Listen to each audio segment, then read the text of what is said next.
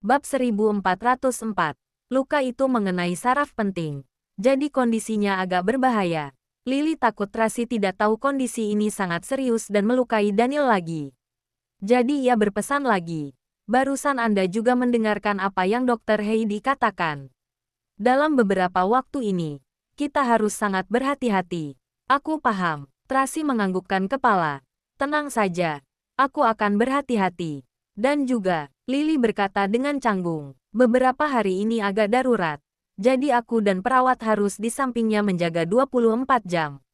Paham. Tracy tahu Lily masih tidak tenang. Takut dia melakukan kesalahan. Namun ini menyangkut nyawa seseorang. Baiklah kalau begitu. Akhirnya Lily menghela napas. Anda lihat Tuan Daniel dulu. Aku pergi beres-beres. Baik. Tracy berjalan ke tepi tempat tidur. Ia penuh penyesalan ketika melihat Daniel yang sedang tak sadarkan diri. Jika ia dapat mengetahui masalahnya sedikit lebih awal, dapat memaafkannya sedikit lebih awal, maka Daniel mungkin tidak akan menjadi seperti sekarang. Daniel melakukan banyak hal di belakang demi dirinya. Ia seorang diri menghadapi penderitaan sebanyak ini, sama sekali tidak membiarkan dirinya tahu. Dirinya selalu mengira Daniel adalah orang yang berdominasi dan berkuasa, ingin memaksanya kembali ke sisinya. Sekarang ia baru tahu niat baik Daniel. Benar kata Ryan, dendam lalu sudah selesai. Orang masa lalu juga sudah tidak ada. Sudah waktunya melepaskan dendam itu. Nona Tracy, minum teh. Lily menuangkan segelas teh hangat untuknya. Anda baru kembali. Apakah terluka? Tidak. Tracy menganggukkan kepala dan bertanya, kapan ia baru bisa sadarkan diri? Dr. Heidi bilang, mungkin malam ini atau besok pagi. Tidak pasti. Suara Lily sangat kecil takut mengganggu Daniel. Kali ini Tuan Daniel benar-benar dalam bahaya. Aku hampir mengira. Lily terdiam ketika tengah berbicara. Ia lekas mengubah perkataannya. Duh, pukulan vas bunga itu tepat sekali. Kalau bukan karena ada Dr. Heidi, entah apa akibatnya sekarang. Semua salahku. Tracy sangat bersalah. Awalnya Daniel sudah sakit. Lalu terkena vas bunga itu. Ini mempengaruhi saraf di kepalanya. Kondisinya dalam bahaya. Kamu jangan berkata seperti itu. Lily menghiburnya. Ini hanya kecelakaan. Tak bisa menyalahkan Anda. Aku langsung kemari setelah turun dari pesawat. Masih belum sempat ganti baju. Tracy teringat hal ini karena tidak ingin menyebarkan virus ke Daniel. Aku mandi di kamar tamu dulu. Baru kemari lagi. Baik, Lily meminta pelayan mengantar Tracy ke kamar tamu.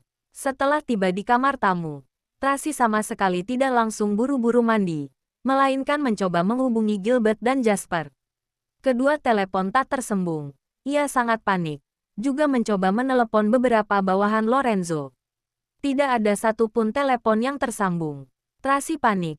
Ia lekas menelepon Paula, memberitahunya agar mencari cara untuk menghubungi orang di sisi Lorenzo. Entah itu pelayan kecil juga tak masalah. Harus dapat menghubungi mereka. Paula bertanya apa yang terjadi. Naomi memintanya jangan banyak bertanya. Lakukan saja sesuai perintahnya. Paula sangat jarang melihatnya begitu gelisah. Ia lekas melakukan tugasnya. Tracy mandi sejenak dan berganti pakaian nyaman. Lalu pergi ke kamar Daniel. Di saat ini, Lily dan beberapa perawat lain sudah selesai merapikan barang medis. Mereka ingin menyekat tubuh Daniel menggunakan handuk hangat. Tracy maju dan berkata, aku saja. Lily menyerahkan handuk hangat kepadanya dan berpesan dengan suara lembut. Hati-hati. Jangan mengenai lukanya. Aku tahu. Tracy menyeka seluruh tubuh Daniel dengan hati-hati. Tetapi ketika ia sedang menyeka tangannya, mau tak mau ia tercengang. Di punggung tangannya penuh dengan jejak tusukan jarum. Dan lebam biru bekas disuntik. Bahkan di pergelangan tangan juga ada banyak jejak tusukan jarum. Sedangkan dirinya tak pernah mengetahuinya selama ini. Hatinya penuh dengan penyesalan. Hidungnya mulai basah. Mata mulai memerah. Ketika membuka kemejanya ingin membantu menyeka badan Daniel, ia melihat di bagian dadanya juga ada lebam biru. Bab 1405. Jejak-jejak ini menandakan selama ini ia terus menerima pengobatan. Tetapi Tracy sama sekali tak menyadarinya. Hingga penyakitnya kambuh dan penglihatannya tak berfungsi. Tracy baru sadar. Ketika memikirkan hal ini, Tracy merasa dirinya benar-benar pantas mati. Saat ini penyakit Daniel benar-benar sudah sangat parah. Jika masih dapat disembuhkan maka tak masalah. Jika dia sungguh-sungguh meninggalkan dunia ini dengan cepat, Tracy tak akan mampu memaafkan dirinya untuk selamanya. Nona Tracy, lebih baik aku saja. Lily takut Tracy akan menyadari sesuatu. Lalu lekas mencari alasan. Luka di tanganmu masih belum membaik. Jika tersentuh air akan merepotkan. Air mengenai luka. Palingan luka luarnya saja yang membusuk. Tracy menarik napas dengan dalam dan berkata dengan suara serak. Tapi, nyawanya dalam keadaan bahaya. Aku tidak tahu bisa menjaganya berapa lama lagi. Ketika mendengar ucapan ini, Lily panik dalam seketika. Ia bertanya dengan tatapan cemas. Nona Tracy, Anda sudah. Aku sudah tahu. Tracy mendesah dengan sedih. Seharusnya kalian memberitahuku sejak awal. Bagaimana Anda bisa? Ryan yang memberitahu Anda. Lily sangat panik. Jika Daniel tahu Tracy mengetahui hal ini, bukankah ia akan mengamuk? Bukan dia. Tracy mencari alasan. Aku yang memaksa Amanda. Selain itu, aku juga bukan orang bodoh. Ia seperti ini. Mana mungkin hanya karena pukulan vas bunga itu saja. Anda sudah tahu. Kalau begitu, apa Anda bisa membantu kami menghubungi tabib dewa? Lily tak memikirkan hal lain. Sekarang mereka hanya berharap Daniel dapat terus hidup. Aku sedang mencari cara. Tracy membelai wajah Daniel dengan lembut. Aku pasti akan menemukan tabib dewa entah apapun caranya. Bagus sekali. Lily sangat berantusias. Sudah sejak awal aku bilang. Seharusnya memberitahu Anda masalah ini. Hanya Anda yang dapat menemukan tabib dewa. Serahkan masalah tabib dewa kepadaku. Begitu ada petunjuk, aku akan segera terbang ke negara Emron. Tracy menoleh kepala berpesan kepada Lily. Selain itu, setelah ia sadar nanti, kalian anggap saja aku tak tahu apa-apa. Dengan begitu, tidak akan ada beban di dalam hatinya. Baik, baik. Lily lekas menganggukkan kepala. Aku juga berpikir demikian. Bagaimanapun Tuan Daniel adalah orang yang menjaga harga diri hingga mati. Jika ia menyadari Anda tahu masalah penyakitnya, takutnya ia tak bisa menerima. Jadi kamu dan Ryan harus berhati-hati dalam bicara dan bertindak, pesan Tracy. Paham. Lily tersenyum pahit. Matanya berair. Sekarang aku akhirnya bisa lega. Kalau tidak, perkelahian Anda dan Tuan Daniel akan mempengaruhi kesehatannya. Kedepannya tidak akan lagi. Tracy menangkup wajah Daniel dan mengusap bibirnya yang kering. Hatinya sangat sedih. Ia bersumpah di dalam hatinya. Kedepannya harus menjaganya dengan baik. Tak lagi membuatnya sedih. Lily sangat bersukacita melihat Tracy yang seperti ini. Ia tahu hubungan mereka berdua tergantung kepada Tracy. Walaupun Daniel tampak dingin dari luar, tetapi perasaannya masih penuh terhadap Tracy.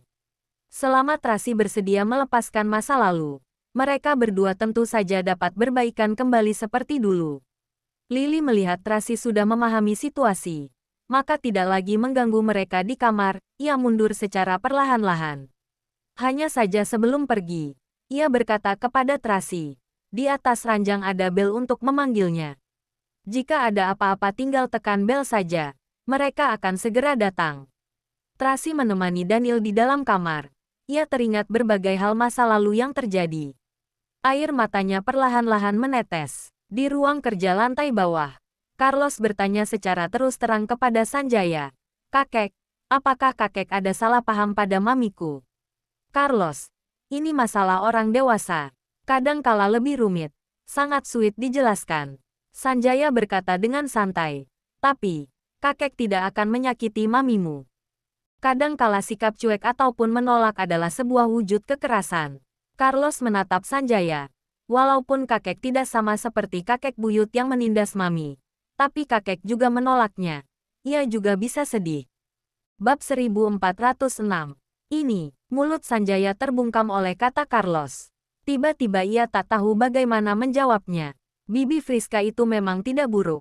Ia tidak seperti Bibi Linda yang begitu kasar dan juga tak seperti Bibi Victoria yang manipulatif. Statusnya bangsawan dan cerdas. Ia juga orang yang jujur. Carlos berkata tanpa tergesa-gesa. Tapi meskipun ia baik, ia tak akan sebaik mamiku. Charles dan Carla selamanya hanya punya satu mami. Papiku juga hanya mencintai mami kami seorang. Seharusnya kakek tahu hal ini. Iya, Sanjaya mengangguk-anggukkan kepala. Kakek tidak akan ikut campur. Kakek hanya berharap papimu bisa segera membaik. Berharap mamimu tidak berkelahi dengannya lagi.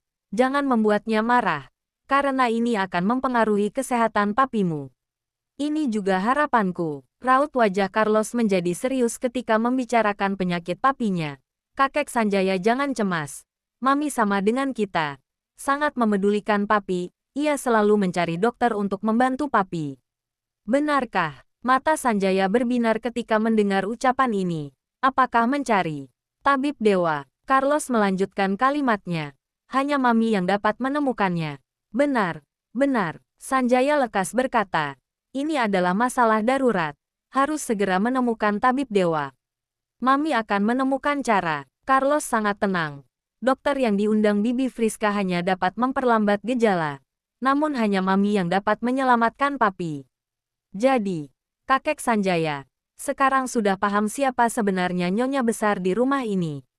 Paham, paham. Sanjaya mengangguk-anggukkan kepala. Tenang saja, kakek paham. Terima kasih, kakek Sanjaya. Carlos turun dari sofa dan membungkukkan punggungnya kepada Sanjaya. Aku mewakili Charles dan Carla berterima kasih padamu. Aduh, anak ini, apa yang kamu lakukan? Sanjaya lekas memapahnya. Papi sangat menghormatimu. Kami juga sangat menghormatimu. Pengakuan dan berkat darimu akan membuat keluarga ini semakin lengkap. Carlos memandang Sanjaya dengan tulus. Selain itu, banyak masalah internal yang perlu dibantu oleh kakek ketika papi sedang sakit. Jadi, kakek harus berpihak dengan kami. Benar, Sanjaya sangat merasa bersalah. Ucapan Carlos ini tampak sederhana, tetapi sebenarnya maksudnya sangat dalam. Jika hati mereka tidak bersatu, maka akan sangat mudah dihancurkan oleh orang asing. Sekarang keadaan keluarga Wollens sudah sangat bahaya, jadi anggota keluarga Wollens harus bersatu. Setelah Carlos selesai berbicara dengan Sanjaya, ia pergi mencari Charles dan Carla. Berpesan kepada mereka harus jadi anak patuh akhir-akhir ini. Harus tenang di rumah. Jangan berisik dan jangan merusak momen bahagia papi dan mami. Selain sekolah, setiap hari mereka harus menemani 3 adik-adik lainnya di villa sisi utara. Jangan sering di rumah mengganggu papi. Meskipun Charles dan Carla tidak tahu apa yang terjadi, tetapi mereka menganggukkan kepala dengan patuh dan menunjukkan bahwa mereka mengerti. Bagaimanapun, ucapan Kak Carlos tak pernah salah. Malam hari, Rian pulang dan mencari Sanjaya untuk berdiskusi. Sanjaya tahu Tracy sudah mengetahui penyakit Daniel dan berusaha sepenuhnya menemukan tabib dewa. Hatinya sangat bersukacita. Rian menjelaskan situasi di kota tua. Berharap Sanjaya dapat menoleransi Tracy. Selain itu bersama-sama berpihak kepada mereka dan menghadapi kesulitan bersama. Sanjaya lekas menganggukkan kepala menunjukkan dukungan. Ia teringat ucapan Carlos. Dalam sekejap ia merasa sangat bersalah. Semua orang mengira ia adalah orang yang berpikir panjang. Tetapi terkadang ia kalah dari anak kecil. Sanjaya mengintrospeksi diri lagi dan berpikir karena Tracy sudah ada di rumah, maka ia tak perlu menetap lebih lama lagi. Rian menghiburnya, lalu mengutus orang mengantarkannya kembali ke Villa Taman Oriental. Katanya setelah Tracy pergi, ia baru akan menjemputnya kembali. Harus ada orang yang mengawasi rumah ini. Sanjaya menganggukkan kepala dan siap dipanggil kapanpun. Bab 1407. Masalah rumah telah terselesaikan. Rian pergi menemui Daniel. Sebenarnya ketika ia mengantarkan Naomi ke rumah sakit, ia menelepon Hartono dan mengetahui darinya bahwa penyakit Daniel kambuh lagi dan situasi di rumah kacau. Tracy akan dipersulit ketika tiba di rumah nanti. Jadi dia meminta Kiki pergi ke villa sisi utara menjemput 3 anak-anak untuk pulang melindungi maminya. Sekarang akhirnya berhasil diatasi. Friska telah pergi. Sanjaya juga sudah pulang untuk sementara. Rumah sudah tenang. Bibi Riana dan para pelayan juga menghela napas lega. Ketika melihat Tracy kembali, mereka merasa villa yang tadinya dingin mulai menjadi hangat. Rian menjelaskan situasi Naomi kepada Tracy. Sore hari Naomi sudah sadarkan diri. Paula dan beberapa pengawal wanita membawa 3 bocah cilik ke rumah sakit menemani Naomi. Sekelompok bocah cilik itu sangat berisik di kamar itu. Ia tak berani bicara, hanya diam-diam pulang kemari. Tracy tak bisa menahan diri untuk tertawa ketika memikirkan adegan ini. Karakter Paula lebih hidup daripada Naomi. Kemanapun ia pergi selalu sangat meriah. Oleh karena itu, 3 bocah cilik itu suka bermain dengannya. Makanya Tracy meminta bertanggung jawab dalam menjaga anak-anak. Mereka sangat senang bersama setiap hari. Keadaan Naomi pun mulai membaik. Malah 3 bocah cilik itu sudah lama tak ditemui Tracy. Tracy agak rindu sekaligus merasa bersalah. Kakak menyerahkan mereka kepadanya. Tetapi dia selalu sibuk dengan urusannya. Tidak ada waktu untuk menemani mereka. Hanya bisa menunggu beberapa urusan selesai. Baru bisa menemani mereka dengan baik.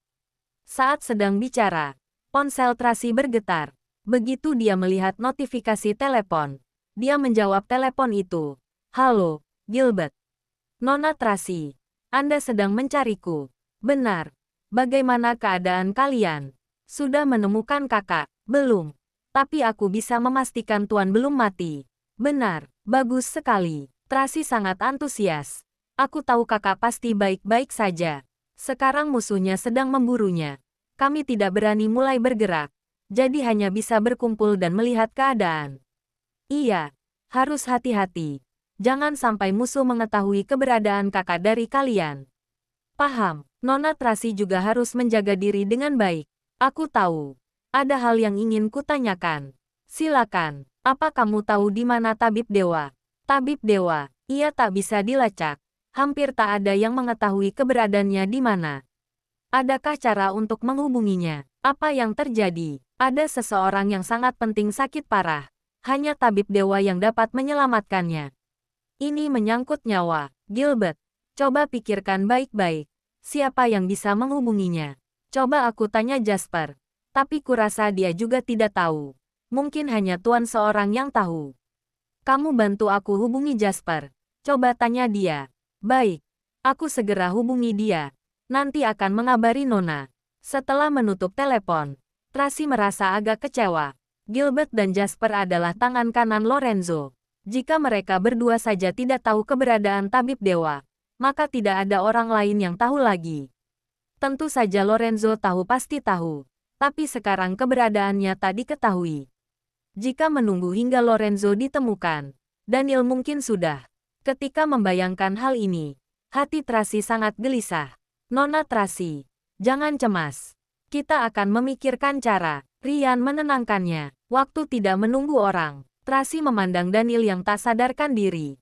Setelah berpikir sejenak, ia mengambil keputusan. Setelah ia bangun, saya harus kembali ke negara Emron. Hah, Ryan tertegun seketika dan lekas berhenti. Tuan El berusaha mengeluarkanmu dari kelemahan keluarga Moore. Itu karena tidak ingin Anda dalam bahaya. Anda pulang pada saat seperti ini. Takutnya akan membahayakan Anda. Para bawahan kakak semuanya ada. Tidak akan terjadi apa-apa. Raut wajah Tracy sangat serius. Sebenarnya aku paling mencemaskan anak-anak. Terutama 3 anak itu. Kakak menyerahkan mereka padaku. Aku malah tidak menjaganya dengan baik. Bab 1408. Tidak perlu mencemaskan anak-anak. Kami pasti akan menjaga mereka dengan baik. Ryan bicara dengan serius. Tetapi Anda ke negara Emron terlalu bahaya. Nona tidak tahu. Anda sangat penting bagi Tuan Daniel. Jika terjadi sesuatu dengan Nona, maka sekalipun Tabib Dewa ditemukan pun tak ada artinya lagi. Ketika mendengar ucapan ini, Tracy agak tersentuh. Ia benar-benar tidak tahu ia sepenting itu bagi Daniel. Menurutku, lebih baik mencari keberadaan Tabib Dewa dulu. Ryan memberi saran. Saat ini Thomas berada di negara Emron. Setelah ada kabar, ia bisa lekas bertindak. Percayalah, ia akan segera membawa Tabib Dewa ke kota Bunaken. Kamu tidak tahu betapa merepotkannya Tabib Dewa. Tracy berkata sambil mengernyitkan kening. Ia tampak seperti dokter. Tetapi sebenarnya ia adalah orang misterius yang menyukai uang. Tidak ada yang tahu identitas aslinya. Waktu itu ketika dia mengobatiku pun mengenakan topeng. Aku sama sekali tidak tahu bentuk wajahnya. Selain itu, karakternya agak aneh. Selain kakakku, ia tidak sungkan pada siapapun. Sekalipun menemukannya, ia belum tentu akan ikut ke kota Bunaken bersama Thomas. Ketika mendengar ucapan ini, hati Rian agak cemas. Gawat, kita bicarakan nanti setelah menemukan petunjuk. Tracy mendesah. Sebenarnya aku sendiri pun tak pasti dapat mengundangnya kemari. Kecuali apa? Tanya Rian dengan buru-buru. Kecuali kakakku yang memanggilnya sendiri. Tracy memegang sedikit harapan ini. Sekarang wacana terbaik adalah menemukan kakakku. Lalu meminta kakakku mengundang tabib dewa. Tuan L tidak mungkin akan menyelamatkan Tuan Daniel. Rian tidak terlalu yakin dengan hal ini. Memohon padanya lebih mudah daripada memohon kepada tabib dewa. Ada harapan dalam hati Tracy. Kakakku tampak dingin. Tapi dia sangat baik padaku. Berbeda dengan tabib dewa. Aku tak punya hubungan dengannya. Takutnya ia tidak akan menyanggupi permintaanku. Walaupun aku tidak tahu. Hanya dengan berdasarkan hubungan dengan tabib Hansen. Apakah ia akan membuat pengecualian? Bagaimanapun tabib Hansen sudah mengusirnya pergi. Kedua orang itu sudah 10 tahun tak berhubungan. Benar-benar tak bisa dipastikan. Intinya temukan dia dulu. Iya juga, Rian mendesah. Awalnya ia mengira cukup menemukan tabib dewa saja. Sekarang baru tahu. Sekalipun menemukannya belum tentu ia mau membantu. Tetapi ini terlalu sulit. Sudahlah. Beberapa hari ini kamu juga pasti kelelahan. Tracy mengalihkan topik. Istirahatlah. Biar aku yang menemaninya. Iya, Rian memberi hormat kepada Tracy. Lalu membalikkan badannya. Tracy menjaga Daniel di kamar. Jarang dapat menemaninya dengan tenang. Ia teringat masa lalu mereka berdua. Manis dan pahit. Balas dendam dan kasih sayang. Ada kebahagiaan dan ada juga kesedihan. Semua masa lalu itu jika dipikirkan kembali seperti sebuah cerita. Bagaimanapun, segalanya telah berlalu. Seperti yang mereka katakan, sekarang seharusnya menghargai orang yang ada. Tracy memikirkan hal itu, sampai akhirnya ketiduran di sebelah Daniel. Mungkin karena kelelahan. Setelah diculik 3 hari, Tracy hampir tidak tidur. Ditambah hari ini, maka sudah 4 hari tidak tidur. Jadi, ia benar-benar tidur terlelap. Bahkan ia tidak tahu Daniel sudah sadarkan diri. Daniel terbangun dari mimpi buruknya. Seluruh tubuhnya penuh dengan keringat dingin. Ia bermimpi Tracy menikah dengan Duke Louis. Ia berlari ke dalam gereja untuk merebutnya. Tetapi Tracy malah mengeluarkan pistol dan menodongkannya dan mengusirnya keluar. Duke Louis memperkeruh suasana meminta Tracy menembaknya. Daniel tidak percaya ia akan menembak. Ia masih terus membujuknya. Mengungkit 3 anak. Menceritakan kenangan indah yang mereka lalui. Ia memohon kepadanya untuk kembali ke sisinya. Tetapi Tracy tidak ingin mendengarkan. Pada akhirnya, Tracy menyakitinya. Berkata ia mencintai Duke. Ia ingin menikahi Duke dan meminta Daniel pergi. Hubungan kedua orang itu tak berhenti. Hingga Tracy menarik pelatuk. Menembaknya dengan kejam. Lalu, Daniel pun terbangun. Jangan lupa like, komen, and subscribe ya. Terima kasih. Tunggu terus kelanjutannya.